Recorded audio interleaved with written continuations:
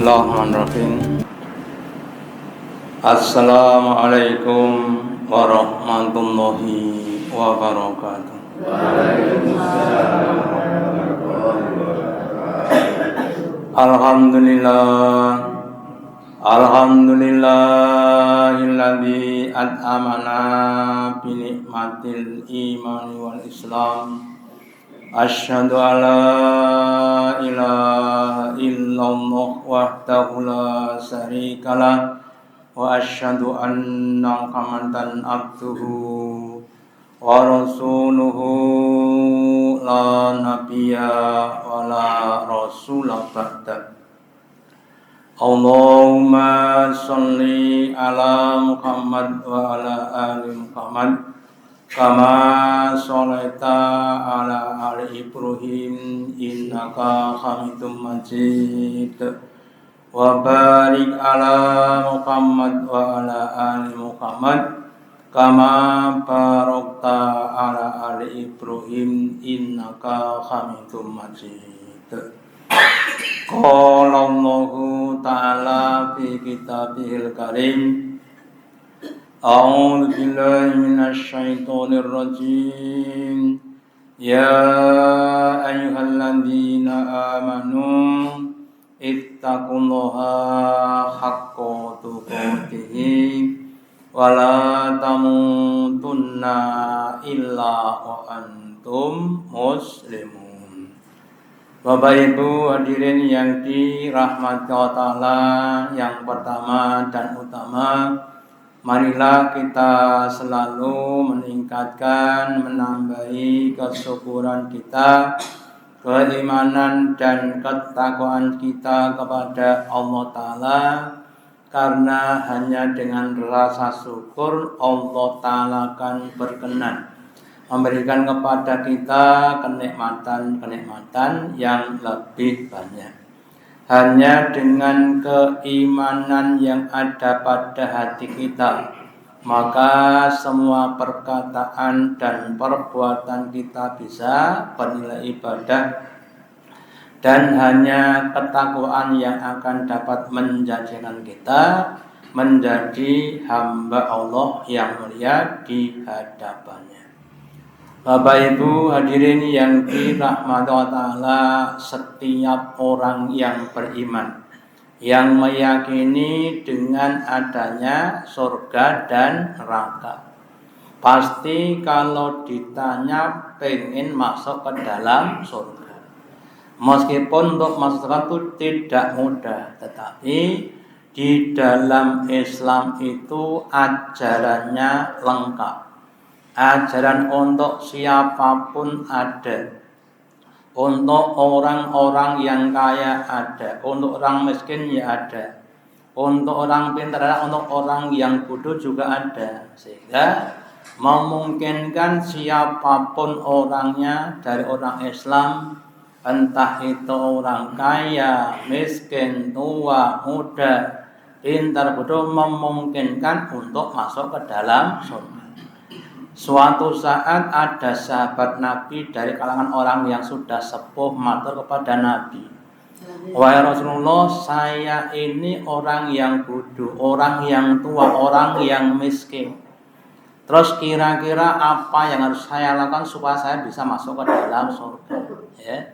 Jadi kalau kita lihat Bapak Ibu di kehidupan dunia, Pak, seandainya zaman sekarang, sebentar lagi negara akan mengadakan pilpres, ya. Tidak semua orang pantas jadi presiden, ya, harus uangnya banyak dan sebagainya, sehingga maaf saja yang bodoh, yang miskin tidak mungkin jadi presiden, tapi mungkin masuk ke dalam surga. Makanya kita harus berusaha untuk mencari tahu kira-kira amal apa yang dapat kita potensikan sesuai dengan potensi kita untuk memungkinkan kita masuk ke dalam surga. Maka dalam kesempatan kali ini akan saya sampaikan amalan-amalan yang ringan yang dapat kita lakukan untuk mendekatkan kita ke Allah Ta'ala, yang memungkinkan kita untuk masuk ke dalam surga. Itu adanya zikir, syukur, dan perbaikan ibadah. Suatu saat Nabi ditanya atau diminta oleh sahabat untuk memberikan suatu amalan. Ketika Mu'ad berkata kepada Allah, ya Mu'ad, aku senang kepadamu. Ini buka. Kemudian wallahi ini bukan. Nabi mengatakan sampai 2 kali. Terus kemudian apa bentuk cintanya Nabi kepada Mu'ad bin Jabal? Kalau kita boleh, kalau cinta kita kasih uang. Ini sebagai cintaku padamu. Katakan Nabi sebagai bentuk cintanya adalah memberikan suatu nasihat. Osika ya Mu'ad. Aku wasiatkan kepada kamu wahai Mu'ad, la tada'anna fi duburi kulli sholatin. Kamu jangan sampai meninggalkan setelah sholat suatu zikir yang isinya adalah Allahumma a'inni ala dzikrika.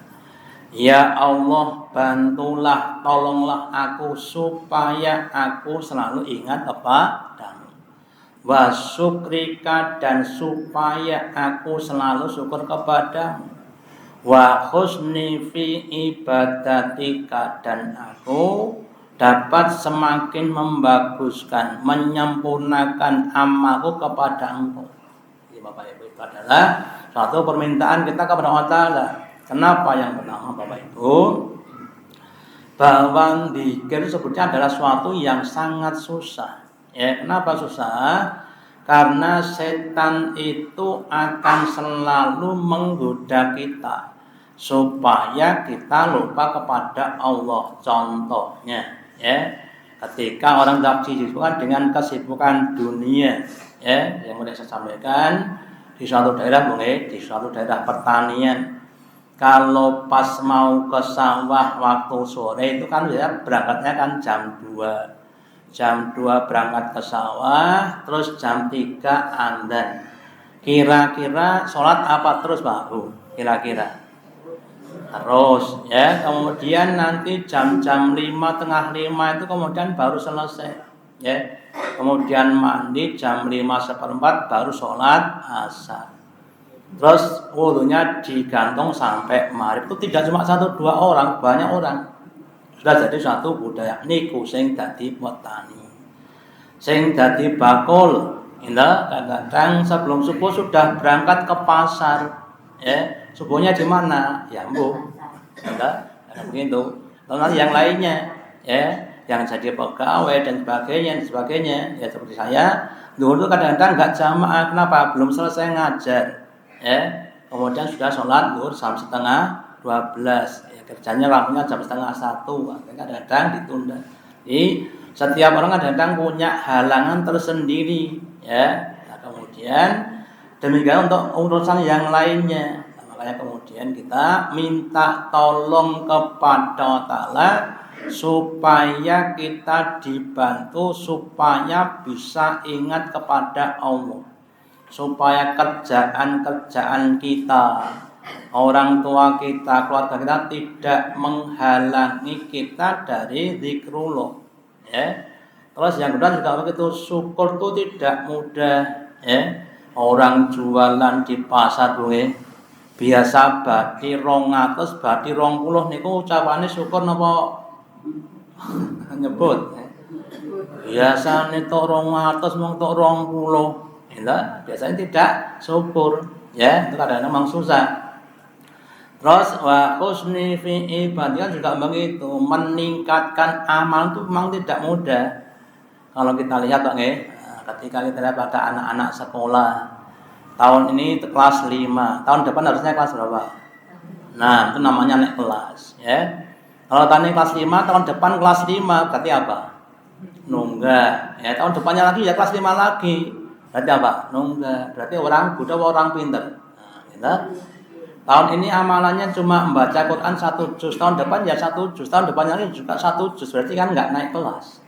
Makanya kita harus mengusahakan untuk membaguskan amal-amal kita, dan itu tidak akan bisa kita kalau enggak dibantu Allah Ta'ala. Makanya Bapak Ibu ini berusaha untuk selalu mendoa supaya memberikan kekuatan pada kita untuk bisa berzikir, untuk bisa bersyukur, untuk bisa menaikkan atau menambah kebaikan-kebaikan kita. Terus kemudian perintah untuk zikir kepada Allah Ta'ala di dalam surat Al-Ahzab, surat yang ke-33 ayat 44 berfirman, ya ayyuhalladzina amanu, wahai orang-orang yang beriman, ulkurullaha dzikron katsiron, ingatlah kamu, zikirlah kamu kalau Allah dengan zikron katsiron, ingat yang banyak, melebihi ingatmu kepada dunia dan isinya, melebihi ingatnya kepada uang, kepada bapak, ibu, kepada anak, istri dan sebagainya. Ini dikatakan adalah harusnya lebih banyak dibandingkan yang lainnya. Kenapa? Karena kalau kita diulang maka juga akan ingat kepada kita. Wasabihu bukratan wa asna, dan bertasbihlah kamu. Maha suci kalau dalam keadaan bukrotan wa asilan, baik waktu pagi maupun waktu sore. Artinya di setiap waktu kita bertasbih kepada Allah, entah dengan subhanallah, entah dengan yang lainnya. Jadi kalau kita selain Allah Ta'ala, insya Allah Allah akan ingat pada kita. Dan sebaliknya, kalau kita enggak ingat Allah Ta'ala, maka kita akan dilupakan dari Allah Ta'ala dan tidak ingat kepada kita. Makanya ini berusaha untuk banyak-banyak berzikir. Zikir ada 3. Yang pertama, zikir dengan hati, selalu ingat Allah Ta'ala. Yang kedua, zikir dengan lisan, dengan menyebut kalimat-kalimat thayyibat, tasbih, tahmid, takbir, istighfar, dan yang lainnya. Ya. Yang ketiga, zikir dengan pikiran, memikir-mikirkan kehebatan Allah dalam menciptakan alam semesta. Hebatnya Allah menciptakan langit yang luas, yang tinggi, 7 tingkat tanpa satu tiang penyangga pun. Menciptakan nyamuk kok iso urip lho. Kinten-kinten nyamuk niku duwe jantung napa mboten, Pak? Kira-kira. Kira-kira nyamuk itu punya ginjal napa mboten kira-kira? Kalau punya kira-kira jantungnya nyamuk sepinten. Nah, itu baru nyamuk yang masih kelihatan. Belum yang kecil, ya contohnya mikroba, paramecium, kira-kira punya jantung apa tidak? Kok iso urip? Ya, padahal kehebatan Allah Ta'ala. Atau nanti yang lainnya, menciptakan pohon-pohon yang jumlahnya yang varietas itu sangat-sangat banyak sekali. Itu yang cuma Allah Ta'ala. Ya. Lah dengan kita mengingat Allah Ta'ala, maka nanti kita akan semakin dekat kepada Allah Ta'ala. Ya, kemudian kita semuanya berusaha untuk semakin menyibukkan ingat kepada Allah Ta'ala. Terus juga di surat Ali Imran ayat 41 Allah berfirman, qala rabbi ja'alni ayah, ketika Nabi Zakaria minta putra. Terus kalau Allah Ta'ala katakan, Zakaria, kau akan aku berikan anak kepadamu. Ya, betapa senangnya. Tapi mengat keadaannya itu kadang-kadang memang tidak masuk akal. Sudah sepuh baru punya anak, seadanya boleh seadanya saja. Dan seorang ibu usia 7 doso terus hamil, kinten-kinten omong nang kan pripun. Wis 70 terus hamil kinten-kinten pun. Wis tuwek kok. Tapi itu kehendak Allah Ta'ala, saya juga begitu, ya. Sudah sepuh dan kemudian masih minta anak karena pengen keturunan untuk melanjutkan dakwahnya, bukan untuk menentukan dunia tapi menentukan dakwahnya, ya. Terus kemudian Nabi kan minta tanda, kira-kira apa tandanya? Untuk katakan ayatuka Allah Tuhan Allah kata ayat, tandanya nanti kamu itu akan punya anak kamu 3 hari nggak bisa bicara. Ya. Kemudian walaupun robaka kafiran wasafi kemudian kalau sudah begitu kamu hendaklah banyak zikir bertasbih kepada Allah Ta'ala sebagai rasa syukur kamu kepadaku. Jadi Bapak Ibu, kalau kita nanti mendoa minta sesuatu terus diberi itu menambah zikir kita kepada Allah Ta'ala sebagai apa? Bentuk kesyukuran kita. Jangan sebaliknya, ketika masih miskin seperti Tha'labah, rajin sholat ke masjid, terus kemudian dikasih harta berupa kambing yang semakin banyak, terus malah nggak ke masjid. Ya, kenapa? Karena sibuk angon wedus dan sebagainya. Itu pada zaman Nabi dulu. Pada zaman sekarang ya usahanya apa? Ada yang punya toko, punya usaha dan sebagainya, sibuk ngurusi toko dan sebagainya. Sampai kemudian lupa ingat kepada Allah namanya orang yang tidak bersyukur. Makanya kita Bapak Ibu diberi apapun harus kita syukuri. La in syakartum la azidannakum wala in kafartum inna adzabi lasyadid. Sungguh jika kamu syukur kepadaku, akan aku tambah nikmat-nikmatnya. Punya sawah 1 bersyukur dikasih sawahnya 2, ya. Sawahnya 2 syukur kemudian dikasih 3 dan seterusnya, ya. Terus keutamaan zikir apa? Yang pertama, sebagai ungkapan syukur kepada Allah Ta'ala. Di surat Al-Baqarah ayat 152 Allah berfirman, "Falkuruni alkurukum." Wahai hamba orang beriman, ingatlah kamu kepadaku. Kalau kamu ingat padaku, alkurukum, aku akan ingat kepadamu. Ya, ingatlah kepada kita apa? Dengan pertolongan, dengan pengkabulan doa-doa kita. Ya, waskuruli wala takurun, dan syukurlah kamu kepadaku, kamu jangan kufur. Ketika Nabi Musa bertanya kepada Allah Ta'ala, ya Allah Ta'ala, bagaimana supaya aku bisa syukur kepadamu? Kemudian Allah katakan, Warkuruni, ingatlah kepadaku, itu namanya syukur kepadaku. Ya, jadi Bapak Ibu kalau kita contohkan, kalau kita dikasih sesuatu barang, dikasih baju atau yang lainnya, ya, kemudian kita akan minta, kita akan kepada yang memberikan itu dengan cara kita gunakan supaya yang kita mendapatkan kebaikan-kebaikan. Ya, jangan sampai nanti kita sudah dikasih nggak pernah digunakan. Ada seorang suami memberikan istrinya sebuah baju, gitu. Bajunya dibelikan dengan harga yang tinggi tapi nggak cocok dengan selera istrinya. Kinten-kinten tinggal napa mboten Bu? Wes ngerti bojone reng tukokne klambi abang. Ini contoh saja, ya, contoh saja, ya. Namanya memang harus sinkronkan dulu, ya. Terus yang kedua, zikir itu bisa menjadi penghapus dosa. Kenapa bisa begitu? Nabi bersabda, "Man qala subhanallah wa bihamdi."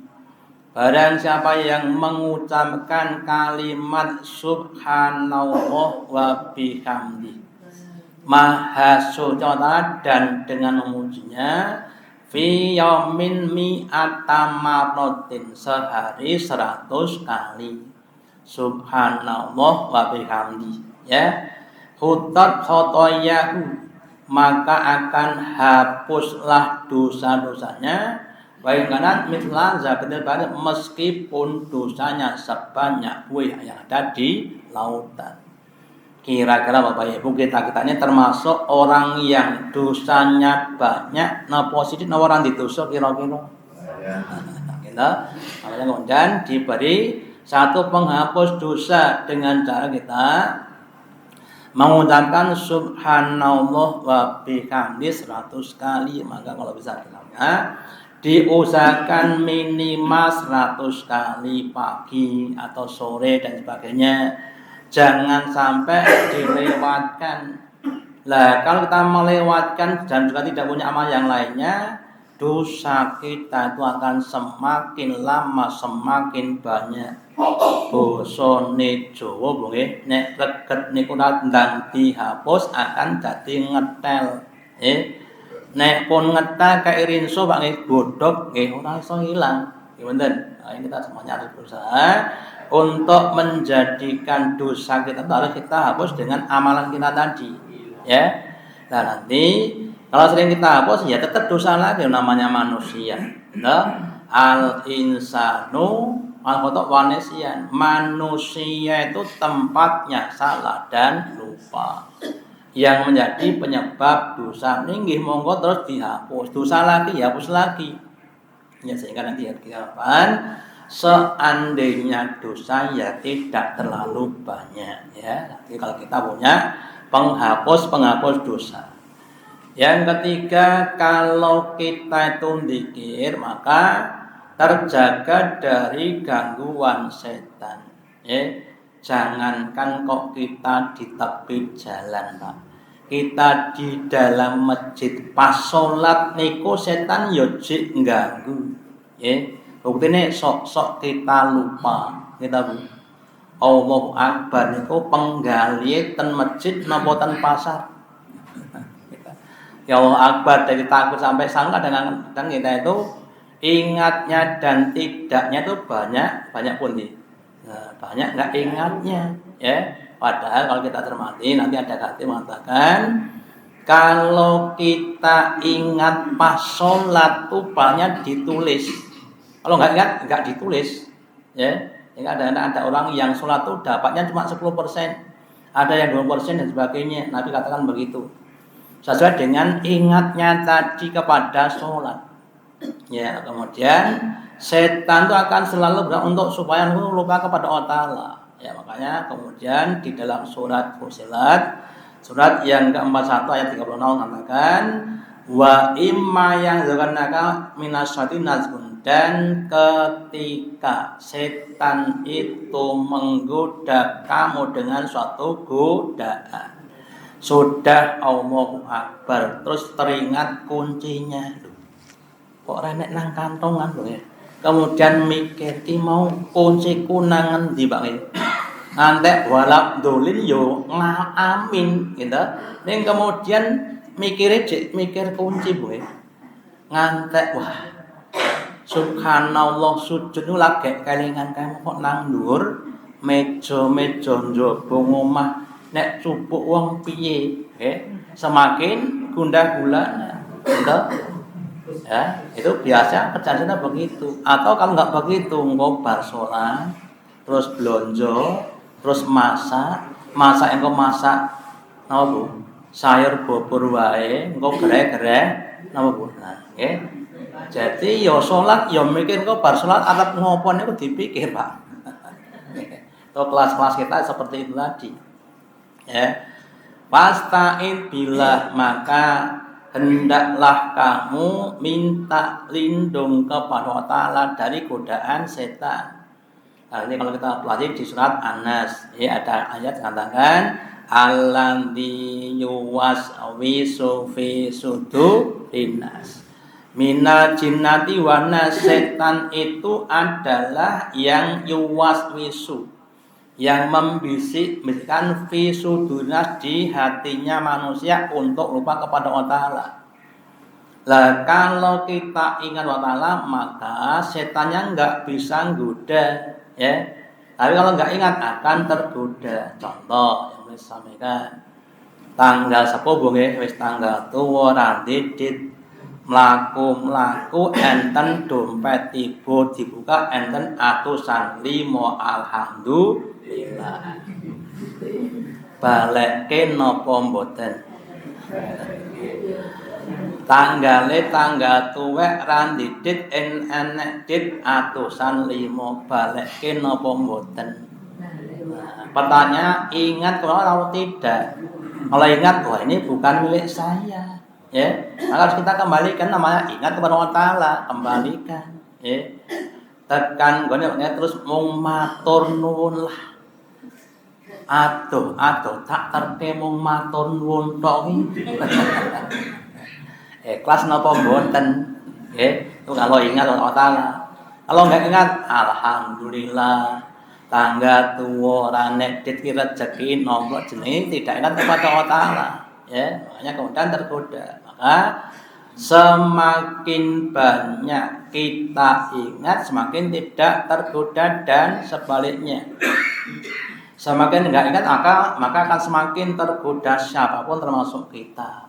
Ya, makanya Bapak Ibu kita semuanya harus banyak-banyak ingat kepada Allah Ta'ala. Terus yang keempat, zikir itu adalah amalan yang ringan. Bisa dikerjakan dimanapun dan tidak perlu dalam keadaan berwudu. Ya, beda dengan sholat itu kan harus pakai berwudu. Tetapi bisa mendapatkan pahala yang banyak. Ada 2 orang yang datang kepada Nabi, kemudian satu berkata kepada Nabi, ya Nabi, siapakah orang yang paling baik? Kemudian Nabi menjawab, orang yang paling baik adalah orang yang tola umuru wa khal amaluhu, orang yang umurnya panjang. Anas bin Malik Bapak Ibu itu ada yang mengatakan umurnya 140 Pak. Dan dia iman sejak umur 10 tahun, berarti kan imannya itu selama 130 tahun. Beramalnya banyak sekali. Jadi umurnya panjang, baiknya banyak, itu orang yang terbaik. Nah, nanti kalau di tempat yang lain dikatakan orang yang paling jelek adalah orang yang umurnya panjang tapi banyak dosanya. Contohnya siapa? Contohnya Fir'aun. Ya, umurnya panjang tapi banyak maksiatnya, itu orang yang paling jelek. Itu orang pertama. Orang yang kedua berkata dengan keluhannya Nabi, inna syara'il islami qad akal. Syariat Islam itu sudah sangat banyak, ya sholat, ya puasa, ya zakat, macam-macam. Saya ini orang yang lemah, ya, nggak bisa banyak beramal. Maka perintahkanlah padaku dengan suatu amalan yang sederhana, yang ringan, supaya saya tetap bisa masuk ke dalam surga. Terus Nabi bersabda, la yazalu lisanaka radban min dzikrillah. Kamu usahakan jangan sampai lisanmu kering dari zikrullah. Jadi lisanmu itu kamu gunakan terus dengan zikrullah, dengan tasbih, dengan tahmid, takbir, istighfar, tahlil dan sebagainya. Di mana saja kamu berada, pagi, siang, sore, malam, di masjid, di rumah, di pasar, di sawah dan sebagainya, itu selalu berzikir. Ya, nanti Bapak Ibu ada hadis yang mengatakan, man lazimal istighfaro ja'alahu min kulli dhaiqin makhraja. Barang siapa yang melazimi istighfar, pagi, siang, sore, malam istighfar, maka Allah akan memberikan solusi dari setiap masalah yang dihadapi. Masalah ekonomi, masalah kesehatan, loro ramari mani kira-kira terus suwe-suwe niku iso sabar napa malah jur ngelah lho Bapak Ibu. Gitu. Diparingi loro migren 2 minggu bagi nyelametken. Niku pun ngamun donya kaya kiamat niku. Kemudian yang kedua, Allah akan mengubah kesedihan menjadi kebahagiaan. Diparingi loro pun 2 tahun boten sabar, entene mung sedih. Terus ketekan rencang ada teman yang sudah belajar agama terus dikandani. Yang namanya musibah itu sebagai bentuk kasih Allah kepada hambanya. Kenapa bisa begitu? Karena Kadang seorang hamba itu ingin dinaikkan derajatnya, tapi dia tidak bisa dengan suatu amalan. Kalau kita sholat lagi kita satu, belum tentu diterima. Tapi kalau kena musibah itu adalah suatu amalan yang dapat menyampaikan kamu pada derajat yang tinggi tadi. Dengan cara kamu sabar itu saja. Indah? Sabar dan berdoa kepada Allah Ta'ala ben paling sabar itu bisa menjadikan kamu derajat yang tinggi. Terus besok boleh ketika di akhirat Allah Ta'ala akan tunjukkan yang pertama orang-orang yang namanya afiyah, orang yang ketika tidak dikasih sakit, dan kemudian yang kedua orang yang kena musibah. Yang kemudian dikisah dulu wahai kamu si A yang dulu pernah sekali musibah, ya maju ke sini, maju. Kemudian apa? Allah tinggikan derajat sampai tinggi sekali. Ya sehingga orang yang afiyah itu lihat. Kemudian dia berkata kepada Allah Ta'ala, ya Allah Ta'ala, kalau begitu kembalikan aku ke dunia bila kamu musibah. Supaya aku bisa seperti si A tadi. Jadi orang yang afiyah itu bisa kalau di akhirat ngiri dengan orang yang ahli musibah. Ya, makanya kalau kita diberi afiyah, alhamdulillah untuk meningkatkan amal kebaikan. Diberi musibah tetap alhamdulillah garek menang nang omah.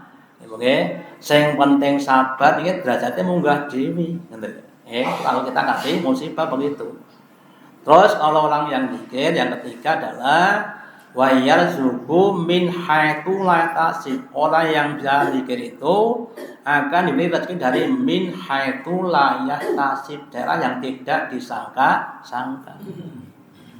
Mboten nyangka entuk duit wong yo arep nang masjid Pak nggih mosok arep entuk duit. Gitu. Ketemu kanca lawas jagongan terus diparingi dit. Aku titip yo nggo anak monyo sithik wae 1 juta alhamdulillah. Nyangka mboten entuk dit ning entuk dit Pak nggih. Lah beda dengan yang lainnya. Nyangka entuk duit, tanggal 1 kasihan Pak nggih. Lah bendarane orang mlebu nggih, kasih entuk duit. Lah, makanya kita semuanya harus bermulazamah dengan zikrullah, ya. Entah dengan tasbih, tahmid, takbir, istighfar, tahlil atau yang lainnya. Maka nanti semakin banyak zikir, semakin banyak pahala. Sehingga besok ketika kita dihisab, Allah katakan fa amma man faqulat mawazinuhu wa fi isati radiyah. Barang siapa yang amal kebaikan lebih banyak daripada dosanya, maka dia akan masuk ke dalam surga, taman yang penuh dengan kenikmatan, dan kenikmatan yang adalah kenikmatan keridhaan Allah Ta'ala. Dan sebaliknya wa amma man khaffat mawazinuhu fa ummuhu hawiyah. Sebaliknya siapapun yang kebaikannya lebih sedikit, maka tempatnya adalah di neraka hawiyah. Makanya Bapak-Ibu, semoga semuanya termasuk hamba-hamba Allah yang dimudahkan untuk beramal kebaikan, dan monggo kita bermulazamah, melazimi, membiasakan, mentradisikan dengan kebaikan-kebaikan sehingga kita enggak sampai berbuat keburukan. Semoga ada manfaatnya. Allahumma taqabbal minna innaka antas samiul alim wa tub alaina innaka antat tawwabur rahim. Kita akhiri dengan doa majelis. Subhanakallahumma bihamdika asyhadu alla ilaha illa anta astaghfiruka wa atubu ilaik. Wassalamualaikum warahmatullahi wabarakatuh.